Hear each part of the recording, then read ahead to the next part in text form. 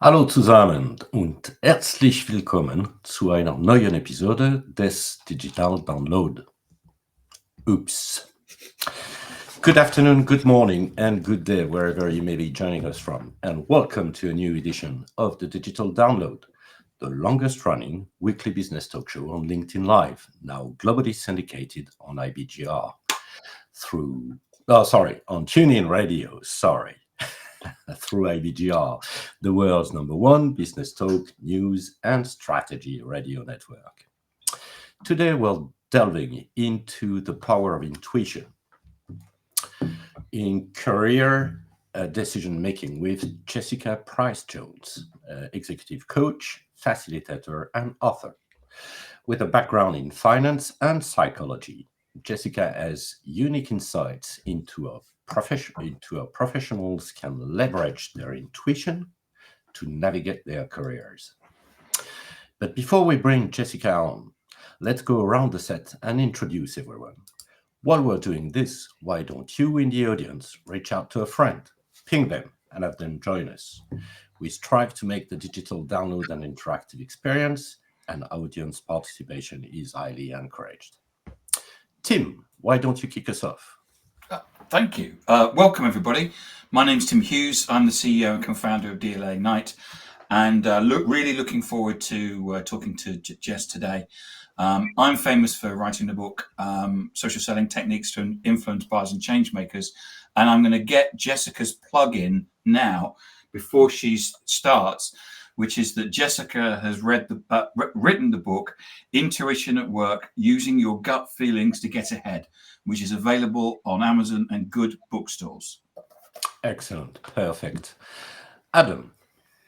Hi, everybody. I'm Adam Gray. I'm co-founder of DLA Ignite and Tim's business partner. And this is a fascinating topic and one that seems blindingly obvious. It will be really interesting to see whether, things that are foolproof are in fact, I could be a big fool. So let's wait and see how this unfolds. I'm looking forward to it enormously. Excellent, thanks. Richard.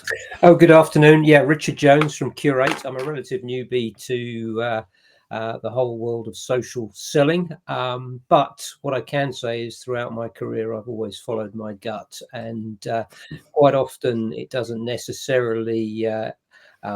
usually I'm right, put it that way. It doesn't necessarily mean that I end up with the best outcome, but I do generally feel that my gut takes me in the right direction. Looking forward to that discussion. And myself, Bertrand Godillot, I am the managing partner and founder of Odysseus & Co., a very proud DLA Ignite partner.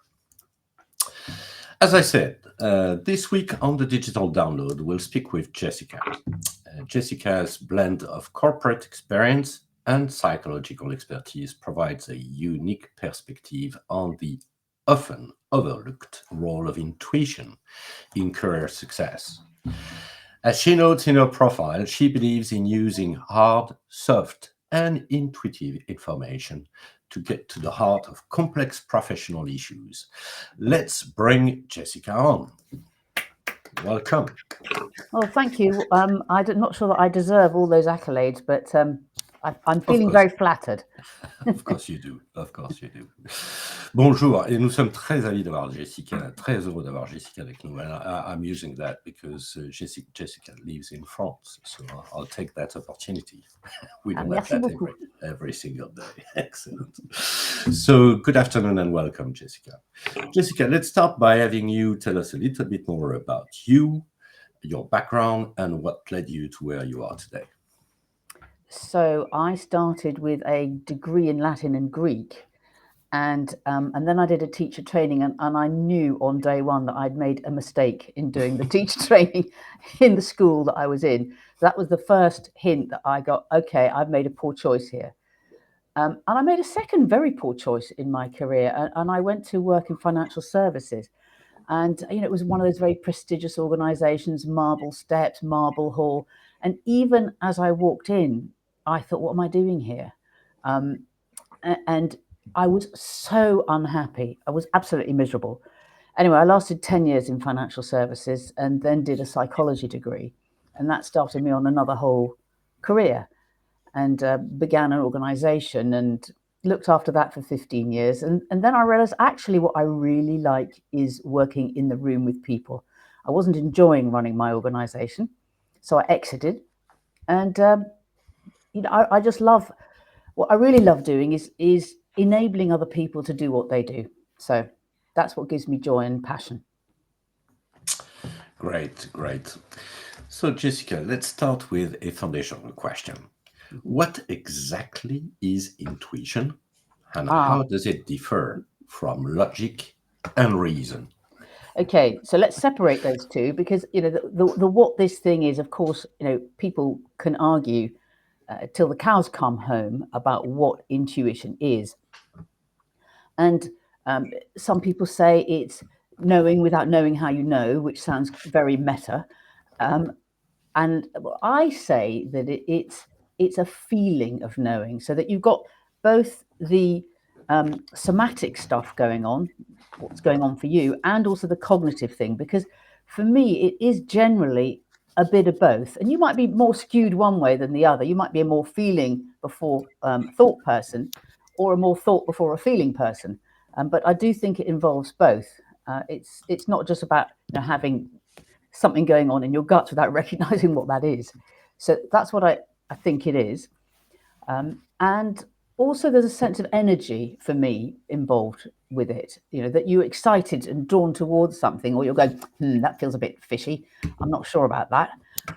So and that those thoughts keep popping back into your head, so they come back to you. If you leave it, it will pop up again, and it's just this kind of sometimes it's a quiet thing, but sometimes it's a wow screaming at you. So people experience it differently.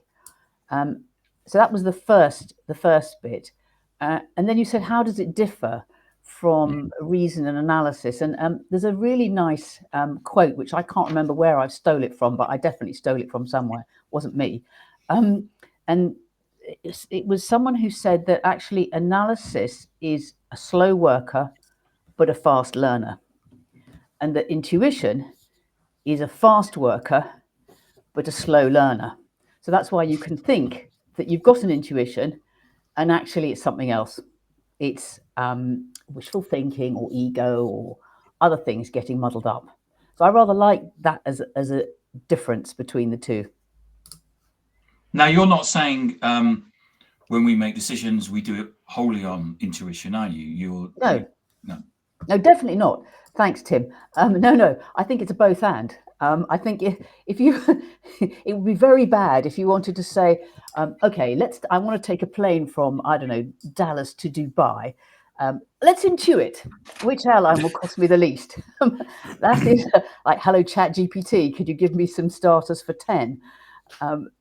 But when you're making a decision, for example, about your career or about something complex where there are multiple answers and there's no clear one right thing, of course you go and get the data, and of course you think about it, but then you check in with yourself about how you're feeling about that and what your intuition is telling you. So I've got a question here. I've always been I like to think quite an intuitive person and flying by the seat of the pants. So I get a lot of this, like, I'm in a situation and I think, okay, this feels like the right thing for me to do. Mm-hmm. And then either I invariably make a mistake. I either don't follow my intuition and realize that I should have done, or do follow my intuition and realize that I shouldn't have done. So how do I balance these two things? Because I think we all are presented with a situation and we have like a knee-jerk reaction to that, for better or worse. And how do we then kind of work through whether or not this is an emotional reaction to the situation, or whether or not this is actually leading with your kind of your gut feel? Yes, I mean, we've all been in those situations where, you've hired somebody and you there's been a little quiet voice in your mind going, don't do it, and you've done it anyway, and then you live to regret it, and it's very expensive and painful to undo. We've all done that, and we've all rationalized away our intuitions as well. I did that just the other day. Very annoying. So for me, I think that if you can and if you have the time, incubation is the way to do it. So you sit with it and you leave it and you incubate it. That's one way of doing it. And so just talk about incubate. When you say that, I mean, we kind of know what the word means, but crystallize that, and what exactly do you mean by incubate? So incubate, it's like being an ostrich sitting on your eggs. You just wait. Does it still feel right? Do you have that feeling of internal alignment or misalignment? And if there's a sense of, I want to do it, but I'm feeling that there's a niggle, where does that niggle take you? Because good intuitions should take you to where the issue is. So when you're really in tune with yourself, you go, oh, that's the thing. So in incubation, sit on it for if you've only got 10 minutes, fine, but take the 10 minutes. If you've got 10 hours, even better. So that would be my first piece of advice. And the second one is it's yes, no. So these are tools. I'll give you two more. So you just literally get some post-it notes. Write yes, no on yes on one, no on another. Sit with your issue and pull out, is it yes or is it no to your question? Come back, do it again. Is it yes or no? So that you kind of testing and retesting yourself. Right. So that's another way of doing it. And the third one is a lovely one, which I got from an interview I did for the book, because I did about 60 interviews talking to people. And this was a polar explorer, Matt. And, his intuition, if he's going to go left or right across a crevasse, is really a matter of life or death. Yeah, absolutely. And what he said he did was he flips a coin into the air, and it's not to see which side the coin lands on, but it's to check in which side does he want the coin to land on, heads or tails. And that's the intuition. Yeah, it's funny you should say Excellent. that, because often we are doing something, usually it's a leisure activity, and we're doing something. We go, well, I'm just going to do one more of those and then I'm going to stop. And then you do one more and you go, actually, I'm just going to do one more. I'm just going to do one more until you get that result that you want. And you go, okay, now I can stop because I've achieved what I thought I wanted to achieve in the beginning. So I guess that crystallizing this to understand what you're trying to achieve and to validate the decision that you want the outcome to be is it's a smart way of doing it, isn't it? Yes. And I find that when I'm coaching, often it's really interesting. People know what it is that they want, but they're coming to me for validation that they're making the right decision. It's not that they don't know what to do. It's, I just want someone to validate my gut for me. It's quite interesting. So how does it show up for you, Adam? Well, we do a lot of coaching, and we see exactly the same thing. I don't think there's been a single person that we've ever spoken to that hasn't known what they've needed to do. And a lot of what we do is we help them understand why they need to do this, and then we help them to understand how they need to do this. But in terms of the stuff they're actually doing, yeah, they know what they need to do, but they make a whole host of excuses. It's really interesting. It's like, I guess that like psychologists or psychotherapists unable to analyze themselves, we are every bit as prone to not doing the things we need to do as the people that we coach. So finding strategies for us to self-diagnose this stuff, I think is really important. Yeah. I think there's another thing that is interesting to start to observe, which often when you're looking for a kind of an intuitive, like, where am I in all of this, what we fail to do is notice what's going on in our environment. And sometimes, what your attention is being drawn to is also part of the answer. And so, what is your attention being drawn to? And that's a great way also to go from the external to the internal. So I've got a pair of candlesticks sitting on the desk in front of me, and my attention is being drawn to that. So then I would start to question, why is my attention being drawn to the candlesticks? And what do candlesticks mean to me? And just go along that little route. That's a great way into intuition as well. Because I asked this question earlier in the week, and Richard said, quite quickly came back and said, correct me if I'm wrong, Richard, I may have got this the wrong way around, but you said, was it every job you went for, you accepted, was based on intuition except for one, and that one went really badly. Everything else was based on intuition, and you went for jobs based on, this just feels right. Yeah, I mean, I'd kind of sort of weigh it up in my mind. It was a sort of a mental balance sheet, sort of the positives, the negatives, the credits and the debits, if you like, and I can do that. Well, I think a lot of us can do that quite quickly, and occasionally it becomes a little bit more sort of, a little bit more equal. And that's where you probably need to flip the coin, but have a gut instinct as to which side you want it to turn up. So yeah.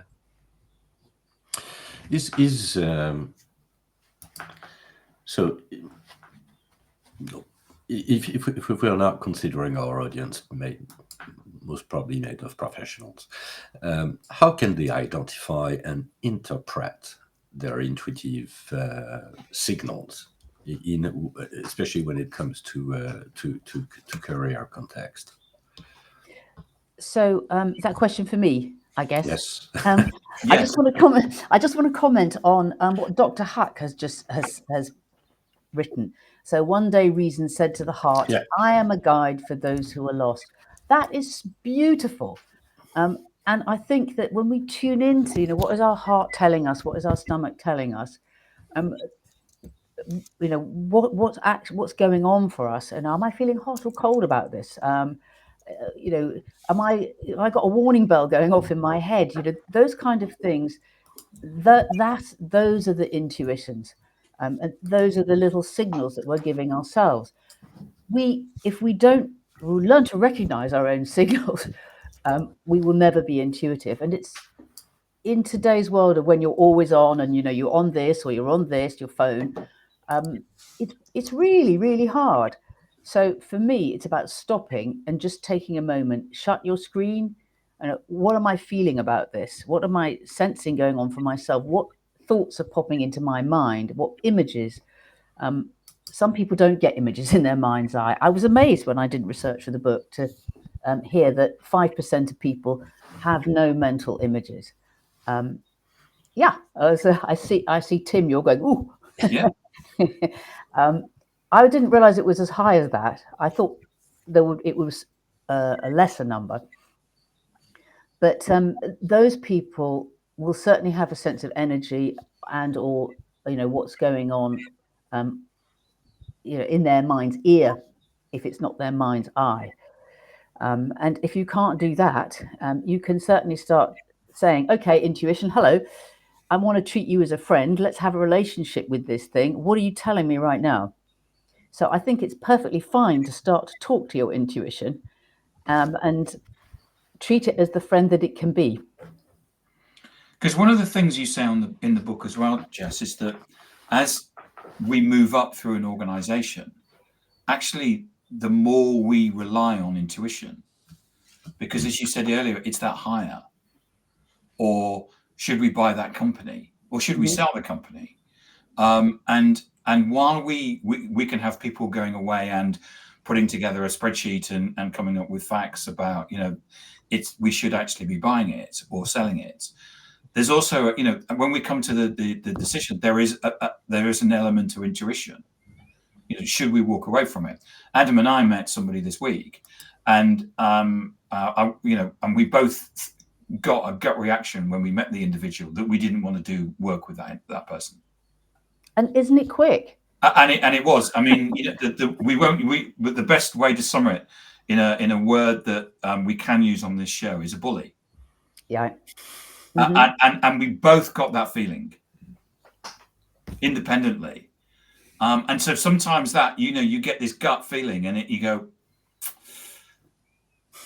but so how can we, so the question is really, how can we, if we need to understand this, how is it that we can really get and understand the intuition? How can we start leaning into it? How can we start feeling it? So I think that you did a brilliant thing, which is checking in with each other. So I don't know who raised the issue, but if you're sensing something, probably somebody else is too. And the main thing that you need is feedback. So to get better at it, you've got to get feedback. And for me, that's about having a diary or just noting it down. So I've got a little note on my iPhone, and I just add it to my note. And so I've this is my intuition. And am I right? Am I wrong? And then you can start gamifying it for yourself. At the moment, I'm on 82%. So, which I think is about standard. Some things you're going to get wrong, and also they might be the right at the time, but they turn out wrong later. So, you might have an intuition about a job, for example, and then think, okay, it's right, and you need to go and do it. But actually, something shifts in there, and it turns out to then not be right. So, we're working in a moving landscape, and I think that we have to accept that. And it would be exactly the same as if you did a spreadsheet. So, you can make all the assumptions that you want and plug them into a spreadsheet, and then out it pops. Are spreadsheets always right? No, they're not. You're working on past data. So past data does not describe the future. So we've all been there too. Yeah, just a quick one. How much of our intuition do you think is derived from our experience? And does our intuition get sort of more highly tuned the more experience we pick up over time? Oh, totally, yes. So a lot of it is our experience, but equally interesting, there are two things that go against that. One is that, you can have a 21-year-old who's just starting their first job, and you wouldn't say, actually, you've got zero intuition, have you? You'd be saying to them, come on, what's your gut telling you? And pushing them if you're a decent boss. And they can have some very good intuitions. So yes, experience helps, but it's not the be all and end all. And I forgot what point 2 was. So can't tell you. Oh, yes, there we go. You can walk into an environment that you don't know and still have a very good sense about it. So, is that because you know human beings and how different are human beings? So here's a question. I was very upset when Steve Jobs died. I thought, although he was a hideous human being in many ways, he was incredibly inspirational in terms of what he achieved. And one of the things that I particularly like that he did was there are obviously countless recordings of him speaking and addressing audiences. And one of them is his Stanford commencement speech, where he discusses a number of different issues and things that he's learned in his life. And one of them was that he says, you can only connect the dots looking backwards. And he said about how when he went to Stanford and then he dropped out, but he stayed there so he could drop in on all of these other courses, and that helped inform his view of the visual world and typography and things like that, which all came together when he made the Mac many years later. And I think that there is a this was a podcast about career and how your gut feel can help you develop your career. I'm sure that there will be many instances where people obviously there's a commercial pressure for you to have a job, particularly when you're younger and you've got big bills and you need to pay your bills, and you're potentially in a situation where you take a job because you feel you have to take a job, not because you necessarily want to take the job. And then fast forward for 5 years or whatever and look back at that decision, and you kind of are in this situation where if you've taken one road, you take the job because you have to, you're grossly unhappy and you have a grim time for 5 years, or you decide not to take the job and you don't get paid for a month or 2 or 3, and then you land the most perfect job in the world, which catapults your career somewhere entirely different. And you can easily see this looking back. Mm. You certainly can't see it looking forward. So how much bravery do you need to implement in following that kind of gut feel, your most authentic self? Because we all of us are looking for purpose in what we do, and a dream and a mission, and so often I think when I look at the people that I interact with in the business world, that's taken very much a back seat in their lives, and they're almost a passenger in their own journey through life. Mm. So how brave do you need to be? I think, I'm not sure whether it's a question of bravery or just being open to being open. So I used to do quite a lot of career stuff at Judge Business School in Cambridge. And it was really interesting. It was people's networks that were really holding them back, because their parents or their partners or their siblings, friends would be saying, you ought, you should. And that was a big kind of sticking point for them. But I think if you can try out your current self or your future self and think, okay, what am I feeling? Have I got energy for this? And you can try out 2 or 3 selves at the same time as you're exploring your world. And just by staying open to being open, look about you. So I think that we get influenced obviously by the people around us, which doesn't necessarily help. But I do like this Herminia Ibarra's work when she says, just like take a step towards 2 or 3 possible selves and see how they would fit you before you make any big and bad decisions in terms of career. But I think there's another thing which is interesting, another piece of data which is interesting in terms of career, which is mostly we tend to stick with jobs too long. And there's really good evidence that people don't leave jobs soon enough. Who was the guy who wrote Freakonomics? Steve Levitt. He did a really nice piece of research. And because one of the things that he noticed was that people were struggling to make the decision to quit their jobs.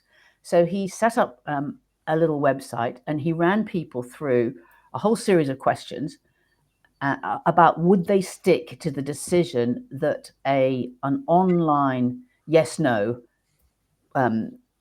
if what the outcome of that was, would they stick to the decision that the computer had given them? And they ran through all these questions, and then they were told, leave your job, don't leave your job. And it was kind of almost like random whether it was leave or don't leave. But the people who were followed up 6 months later, who had actually left their jobs as a result of going through this process, Steve Levitt's process, were much happier than those who hadn't and had stuck with it. So his understanding is that we don't leave our jobs soon enough, and we are not brave in taking the decisions to quit, and we just think we're going to tough it out. And when actually we should go, you know what? Quitting is what gets you ahead. Yeah, I mean, I get that, but it's kind of it's not a pure data set, is it? Because the mere fact you're going onto a website saying, should I leave my job or not, means you're not happy in your job. Yeah. If you're not happy in your job, clearly, so whether or not you're progressing through your career massively well, or you're stuck in the same role for an eternity, actually, if you love what you do and you're happy doing it, all things considered, that's a pretty good place to be. And I think that the happiness thing is only part of the equation, isn't it? Well, courage is a big part too. Having the courage to say, right, I'm off. I'm going to try something new. And I do think that's the hard bit. That to be courageous. And maybe we can add trust, right? Mm-hmm. Because that's a question to me. You've got because I think at the end of the day, this is what this is all about. You feel the energy, you feel that this is something that you should be doing, but how much should you trust this, especially when it gets into non-conventional directions, basically? Yes, And I think that's where coincidence. We got lots of coincidence and serendipity coming in here. So you think, I want a new job, you start casting about, then you start meeting some more people, and it's then who you come across in that. So it's almost like you put it's the thought, word, and deed stuff going on, isn't it? Making itself real. And when I say I want a new job, and then Facebook starts showing me job adverts, that's not serendipity, is it? That's called algorithm. That's cool. You better get into your privacy settings and do something about them. Yeah, but now we've had this conversation, obviously we will all be getting adverts for new jobs, won't we? But I think that it's you said about dynamically, journeying through and this stuff. But Sir Ken Robinson, the late great Sir Ken Robinson, in his TED talk, he talks about how we explore life dynamically based on the circumstances that are presented to us and the skills that we've acquired along the way. And that makes it, I'm not the expert on this, does that make it very difficult for you to plan a career? If you go to medical school and you qualify as a doctor and then you go into medicine, your career is pretty much mapped out for you, because people are always going to get ill and they're always going to need to get better. So therefore you've got a job and you're never going to run out of customers. But in so many other endeavors, there are so many external factors in whether or not the industry that you've chosen, or the role that you've chosen, or the company you've chosen, or the product you've chosen actually has any longevity or any relevancy. So you become a musician and you have a huge hit, and there's no guarantee that you're going to have a huge hit with your next album. Or you launch a product which becomes flavor of the month, and then all of a sudden it isn't flavor of the month anymore. And so how can you plan a strategy? Can you plan a long-term career? Or do you just have to go through, and you said about being open to things happening. Is that the key?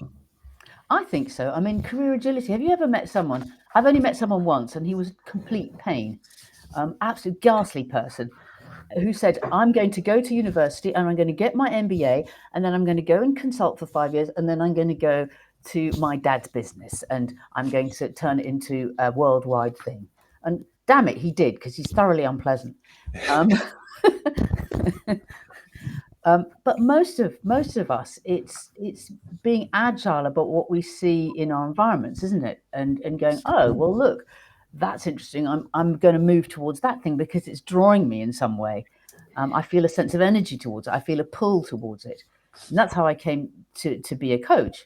I met someone back in the 90s and I thought, wow, that sounds like a fantastic career. Oh, I better go and find out some more. And that's what took me towards that. So I think it's more the agility and going, what interests me now that I feel a sense of energy for and a pull towards, which again, that's the intuitive thing working. Rather than heads down. No one can do that these days and say, right, I'm going to do 40 years at X Corp. I mean, forget it.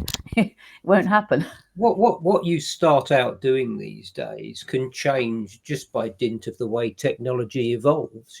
Jobs that they often say that jobs that people do today simply won't exist in however many years into the future. So you're going to always have to rely on some degree of intuition to go where you think the opportunity might be, because you can't map out an entire career of 30 years without the world changing around you.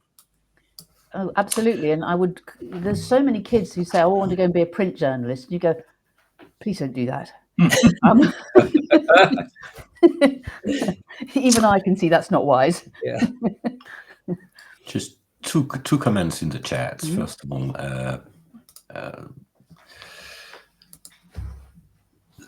this one, which is a bit refreshing. Thank you so much for that. Thank you, Dr. Hack. And then we've got this one, which is Jared Robin. Yeah, experience works against you if you're not open to change, and that leads me to talk about the difference maybe between intuition and fear. So because we talked about the positive aspect of that, I've got the energy, I can feel it, but there's also maybe sometimes fear and anxiety, which is actually maybe seen as intuition. But how do you tell the difference, basically, between fear and excitement? Between fear and anxiety and anxiety, intuition. yeah. So it says don't go there, but the reality is there's nothing to do with intuition. For me, anxiety is a sharper sense of a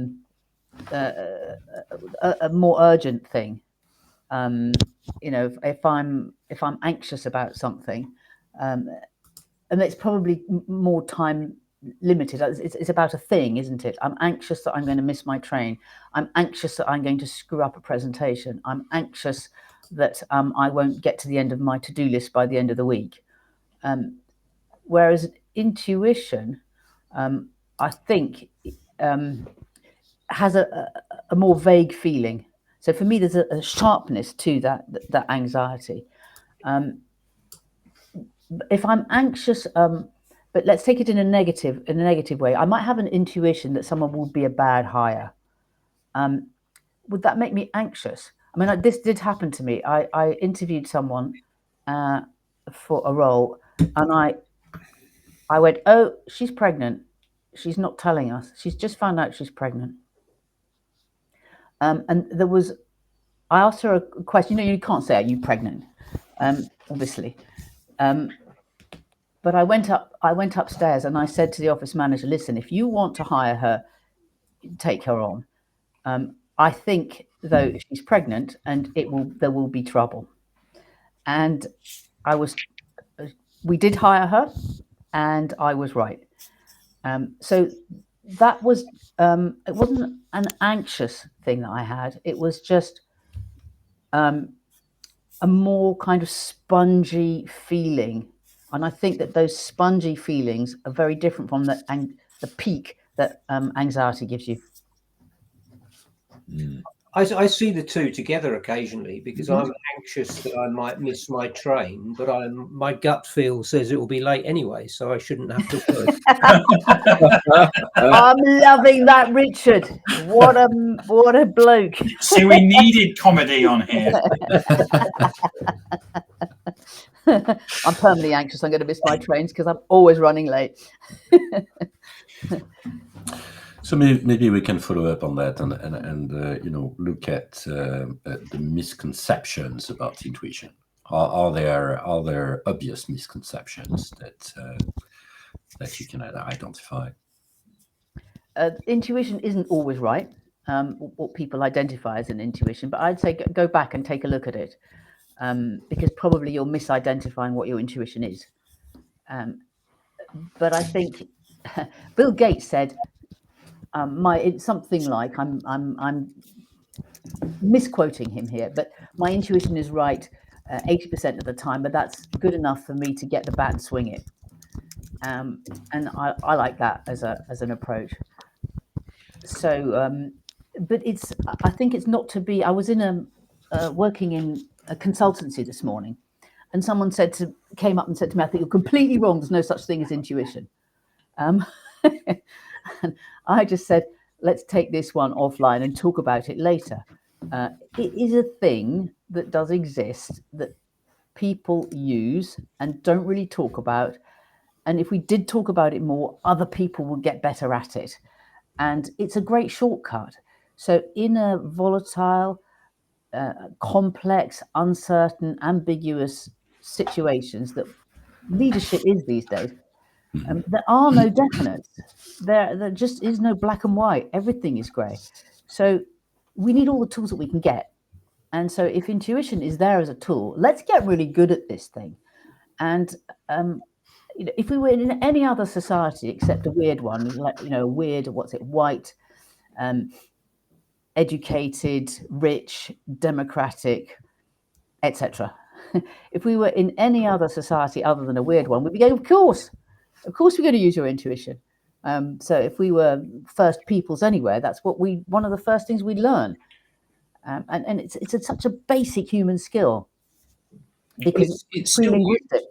it's still used even in the white educated, I guess from watching TV shows, most crimes in New York are solved through a hunch, aren't they? Which is intuition in another word. But from my own experience, and I quote Lewis Carroll here. I give myself very good advice, but I very seldom follow it. So I'm very good at judging people's characters and then parking that judgment for logic. So I met this person, I think they're a complete idiot and I don't want anything to do with them. And then in spite of myself, I get to know them. And then I think, actually, they were all right. And then at some point down the road, something happens that I think, no, I was right in the first place. They are an idiot, or whatever the feeling that I have about them is. So how can I develop that spidey sense in order that I actually pay attention to it rather than just ignore it? Because I'm sure that most people in their daily lives have these intuitions and they tend not to action them. Yes. Because, like you said about your friends, oh no, I wouldn't do that if I were you. Well, actually, you're not me, so I'm going to do it.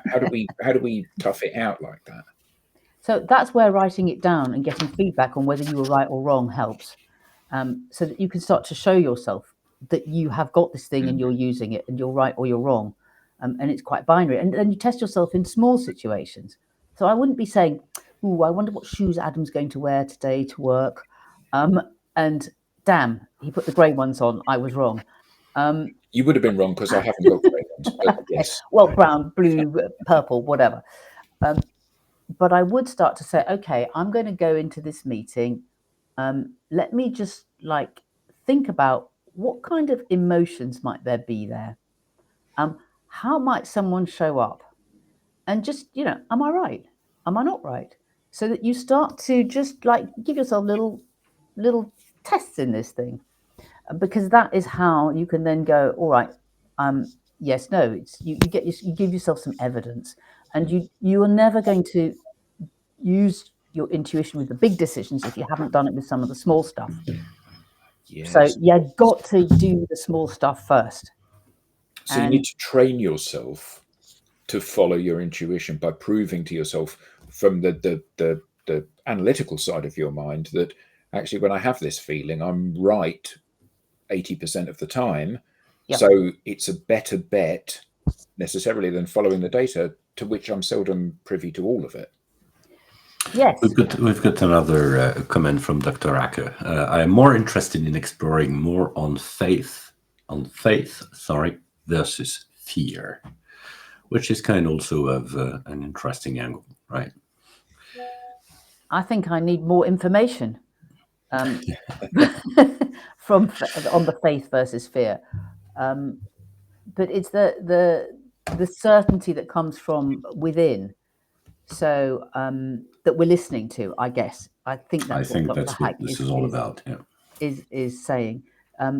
So how do you do that? But that's coming back and having some proof for yourself.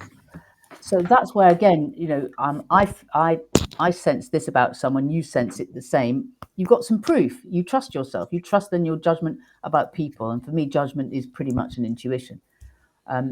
So that you both got the same feeling, didn't you, about the person that you didn't like, or thought actually that they won't be a good business partner. And so, that's feedback, that's confirmation. And it's really interesting because I interviewed someone who invests. Was running a VC fund for my book, and he said that he makes all his decisions based on gut. And he looked at one deal and he just got the synthesis of the deal, and he just said it's never going to work. Looking at it on paper, and I said, how do you do that? And he just said, I've just been doing deals, and maybe it is my expertise. I just knew it would never work, and of course it didn't. but when you post-rationalize the thought that you had, it's never as your articulation of it is never as intense and strong and as good as that internal sense of it's never going to work. So this is where it's so hard, and it's so hard in talking to other people. In the same way, so Owen said to me this as well, that he walked into a lab and he immediately said, we got to invest. They talked to the founder for 10 minutes, and he said, this is a deal we have to do, to one of his colleagues. And they didn't know everything about it. They didn't understand all the technology at the time, but he just knew that they needed to acquire this business. And he said that it was extremely difficult to go and explain why he had this very strong intuition. They did acquire the business, and I mean, he was right. But there we go. I think you talked earlier, if I trust my notes, but you mentioned ego. Oh, yes. So what's the difference? How can you tell you're driven by your ego, basically? Well, I think if you're never prepared to listen to feedback from someone else, or to have your decision challenged, or to say, actually, I was wrong. Hello, ego shouting, probably quite loudly. And intuition wouldn't do that to you. You just be you. So if it's an intuitive perspective that you're coming from, you know, would you be taking the same stance? Probably not. Probably not. And I think the other thing about intuition is if someone else overrides it, you can go back when, you know, time will tell. That is the great thing with intuition. Time will always tell. Mm-hmm. Serendipity. Got serendipity through analytics. Oh, Dr. Hack, I don't know what you've been smoking, but I want some of it. Serendipity. Serendipity, I think, is a lovely, beautiful thing as well.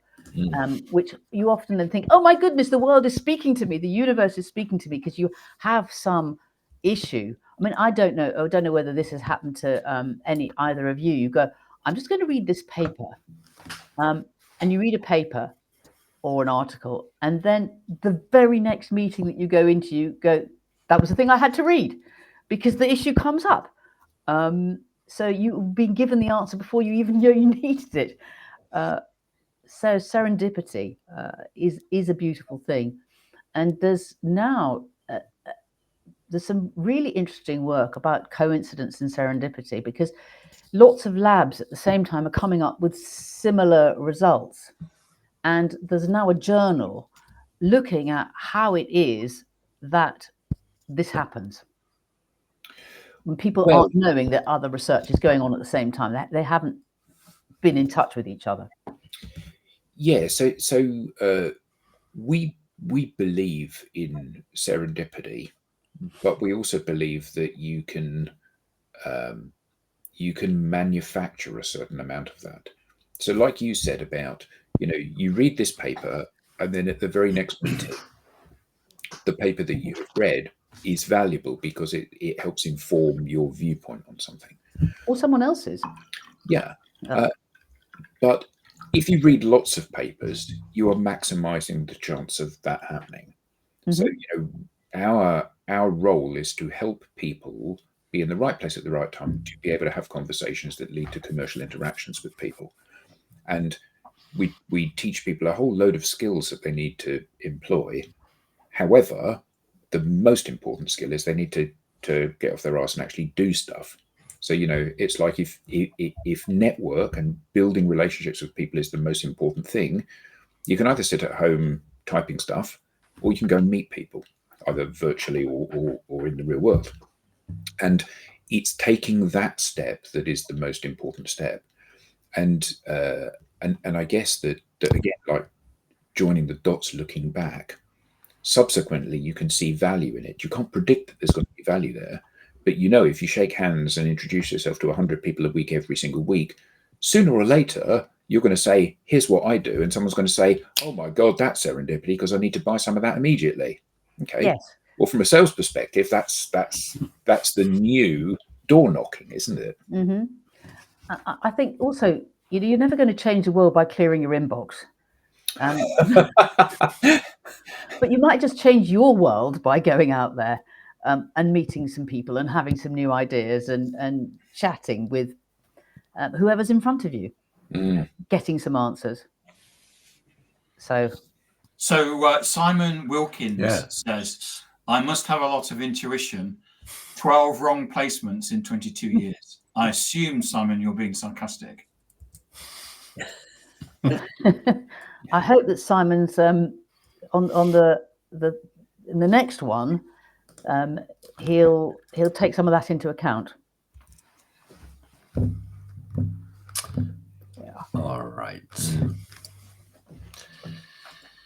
So just so you know, Jessica has a new book out because it's the adverts now, you see.